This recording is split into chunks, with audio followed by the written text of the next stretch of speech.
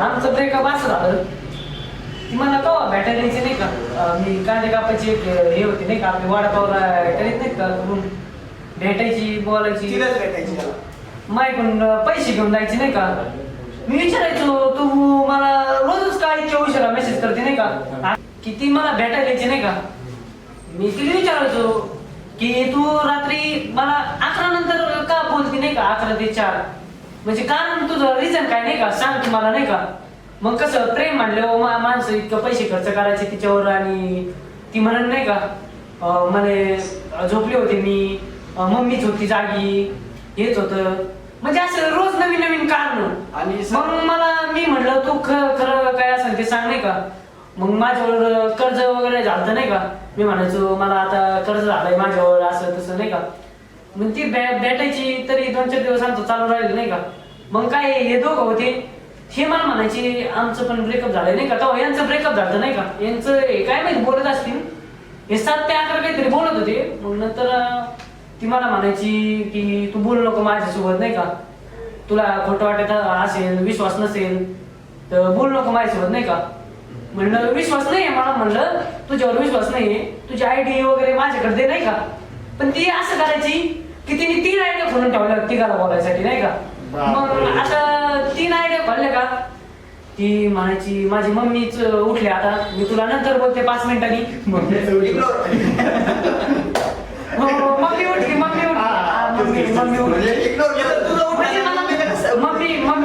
मम्मीचं नाव खाली इग्नोर करायची मला आणि मग बोलायची नाही का असंच मग असंच आमचे भांडणं झाले नंतर ब्रेकअप झालं नाही का म्हणजे आता स्टोरी सर तुम्ही हसताय म्हणजे काय तुमचं स्टोरी ऐकून आम्हाला वाईट तुमची वाटतं. स्टोरी एवढी उत्साही आहे नेमकं हसावं की रडावं हेच कळलं मला. मी डोळ्यात बघायला रडतोय मी. सर आता तुमचं काय होतं सांगा तुमचं ब्रेकअप कसं झालं यांचं दोघांचं ब्रेकअप झालं आणि तिचा मला यांचं दोघांचं ब्रेकअप झाल्यानंतर तिचा टाइम सगळा माझ्याकडे यायचा आणि ती जास्त बोलायला लागली म्हणजे तुझे लेक्चर्स ते म्हणले लेक्चर्सची बॅच अचानक संपली मला लेक्चरची बॅच अचानक तुझ्यासोबत बसायची ती आमच्यासोबत लेक्चर कधी द्यायला अरे नाही रे ऑनलाईन लेक्चर बरं लावलं नाही आला इलेक्ट्रिक घालते फक्त अंडरपेंट होता मी बापाचं सगळं ऐकलं ना बापाची रोजंदारी खाल्ली यांचं दोघांच्या नंतर ती जास्तच टाइम द्यायला लागली टाइम दिल्याच्या नंतर मग मला आता वैभव माझा फ्रेंड होता वैभव थोडा आहे डिप्रेशन मध्ये राहायचं ब्रेकअप झालं मला एवढं डिप्रेशन मध्ये काय त्यानंतर त्याने सांगितलं मला की माझं ब्रेकअप झालंय म्हणलं मुलगी कोण आहे काय त्याच्यानंतर तिने मला दाखवल्याच्या नंतर वैभव म्हणलं ती माझी जीएफ आहे आणि वैभव म्हणला नाही वैभवनी तिचे आणि तिचे भरपूर मला फोटो वगैरे दाखवले त्यांचे कॅफेले इकडले तिकडले त्यानंतर म्हणलं वैभव मग माझे आणि तिचे पण मी वैभव फोटो दाखवले आम्हाला कळलं की एकच पोरगी आमच्यासोबत डबल गेम मागत होती एक दिवशी विषय असा झाला कारण जो मग आम्ही अशा डिप्रेशन आम्ही अशा वाटत चाललो मी गाडा असा पैकीचा होता गेला सोडापावच्या गाडीवरती बसलो जेव्हा आला बसला आमच्या विषयी मला काय झालं नाही का असं विचार तर यांनी सांगितलं असं विषय तर यांनी पोरगी दाखवली का भाऊने लगेच कांद्याच्या रूम मधले फोटो आम्हाला दाखवले घ्या त्या टायमाला माझं फिक्स ब्रेकअप नव्हतं झालं तुम्हाला तिघांना असं एकत्र माहित झालं तुम्हाला असा धक्का नाही बसला शॉक बसला शॉक सर शॉक वडापावाला सांगितली आणि हे भिकार चोर सोबत बापाच्या पैसे वडापावाला सोबत एकाच सोबत नाही तुला 4 बार एकच घे 4 वेळेस एकच घ्या आणि इलेक्ट्रिक आहे का अंडरपेंट बघून बरं इलेक्ट्रिक आहे का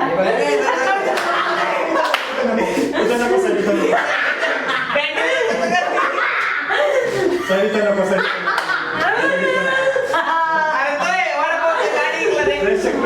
पाहिलं तरी बिल्ट म्हणजे कचक एकदम भारी बॅट आहे नाही का सिच्युएशन मग आता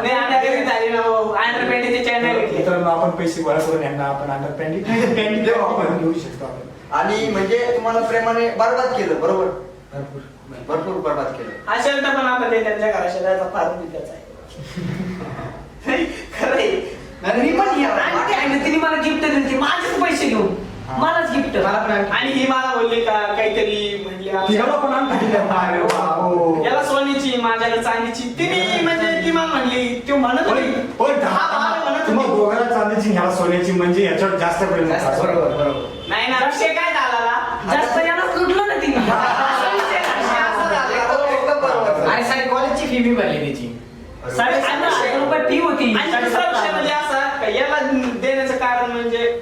आमचे दोघांकडून पैसे ते जाणार याचा गाडा विकला सोन्याच्या अंडी. गाड्या बरोबर सोन्याची अंडी. आणि त्याचा कॅमेरा विकला आणि दोघाला स्कूटी घेऊन दिली. आता गडी उरले होते पैसे. आता तिचा नवीन बकरा आहे सध्या दुसराच. म्हणजे ती तुम्हाला दिसते वगैरे का कॉलेजला वगैरे येताना जाताना? आता एवढ्या कमी प्रमाण झाले. कॉलेज बंदच केलं त्यांनी डायरेक्ट कॉलेजला आहे नवीन ना. बकरा कोणी पण असू शकतो. नाही ना आपलं तिच्याकडे आपलं माल मात्रा जाम झाली ना. आमचं तिघांचं विकून खाल्लं ना. म्हणजे कमीत कमी माझं असं आता आपण तिला बोलू पण शकत नाही ना, आरक्षण आहे त्यांना भरपूर. म्हणजे कमीत कमी माझं असेल कमीत कमी 7 ते 8 लाख रुपयाचं नाही का सगळी रूम वगैरे मी तिचं नाव करून दिलं डायरेक्ट नाही का तिच्या आईनी हे करून घेतलं नाही का मी सगळं घेतलं होतं. 8 लाख रुपये वडापाव आल्याकडे. म्हणजे 8 ते 9 लाख रुपयाचं दरम्यान मी तिच्यावर खर्च केला नाही का. नाही आता याच्या पण तिला काही भेटत नव्हतं त्यामुळे तिने याला सोडून दिलं. म्हणजे आम्हाला काही असं एक म्हणजे 8 लाख रुपये दिले आता काय सांगू तुम्हाला आता याच्या बापाची अख्खी प्रॉपर्टी लुटून खाल्ली 50 याला एक दिवस इतके टोले खाऊ घातले तिने भयान. छेड काढतो म्हणली माझी. हा पब्लिक चौक भेटला 3 वेळेस. पण आता आम्ही दोघं आलतो म्हणजे मी मला माहित नव्हतं वय पोरी सुद्धा मारला याला. पब्लिक चौक मध्ये इतका तुडीला येऊ. वडापावचा काढायचं तिने तुम्हाला सगळ्याला एक करून धोका दिला असं म्हणतो. म्हणजे या कॉलेजच्या मुलांनी इतकं मारलं ना की याची अंडरपॅन्ट म्हणजे इलेक्ट्रिक राहिली फक्त इतका म्हणजे इतका आणलं असतं. इलेक्ट्रिकचे खूप मोठे फॅन दिसते. एकदम नाही का अंडरपॅन्ट आणलं होतं. तिघांचं एवढं कमी वय आणि एवढ्या कमी वयात तुम्हाला असं वाटलं असं होतं की आपलं लग्न होऊ शकतं की- प्यार की उम्र नाही होती. बरोबर. प्रेम वय बघून होत नाही. हा, हा. तुमचं रिलेशन एवढे दिवस चाललं तुम्हाला असं कधी वाटलं नाही का की मला सोडूनच जाणार आहे म्हणजे दोघं येऊ नाही शकतील? तिने जो गेम केला ना आमच्यावर स्कॅम तो एकदम परफेक्ट मॅनेजमेंट करून घेतला. आम्हाला काहीच करून दिलं नाही.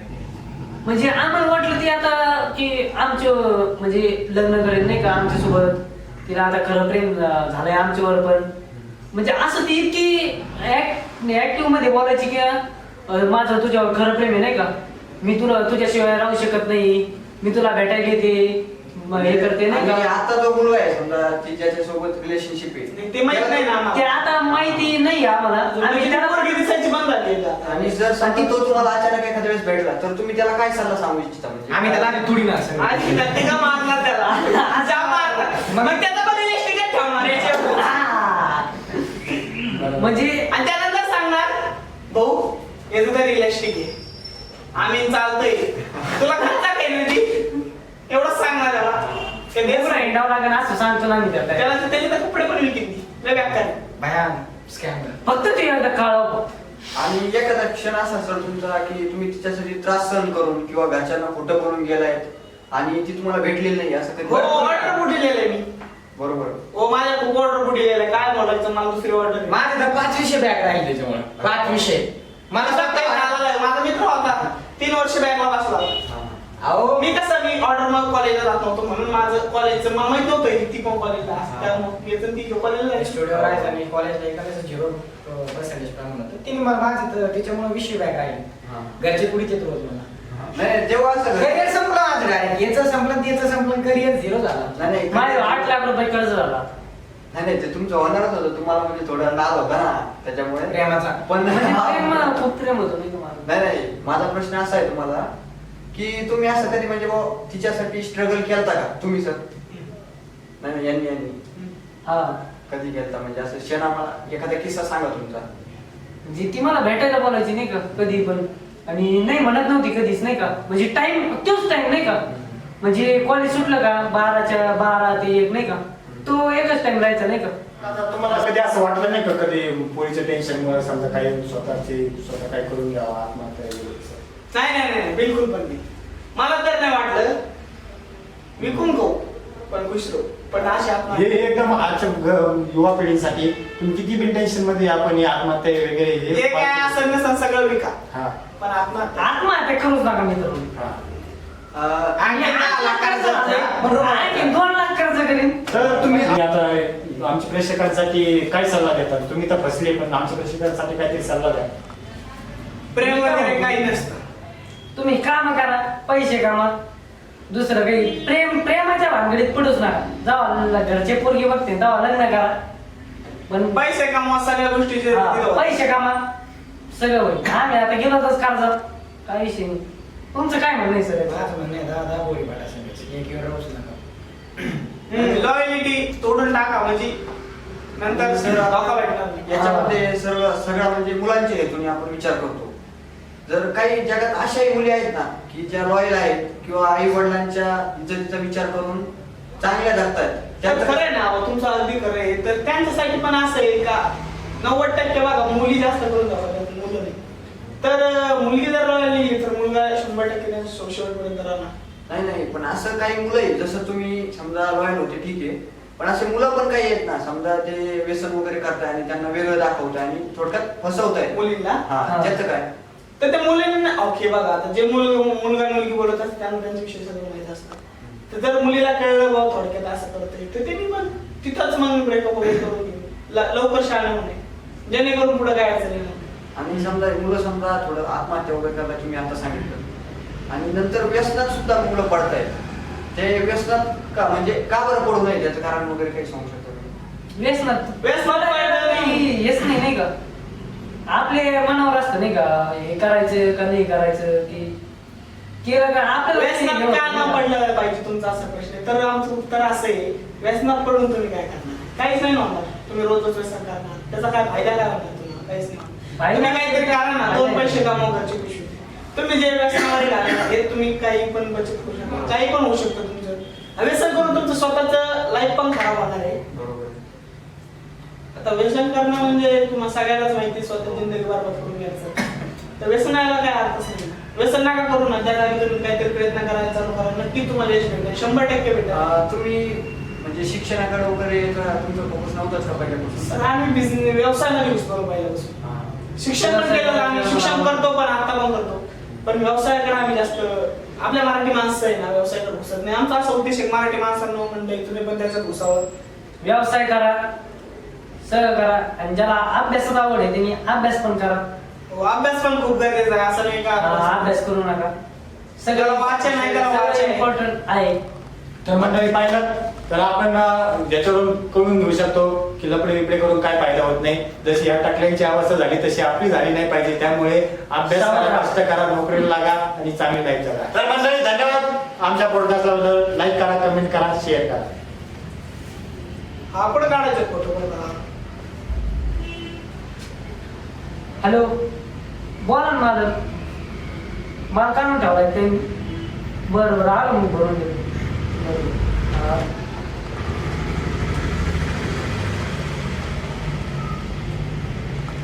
हा कोणतं आहे प्रॅक्टिकल कशाचं आहे? केमिस्ट्रीचं आहे फिजिक्सचं आहे? आलो टाकले तर लागले कामाला तुम्ही पण लागा कामाला.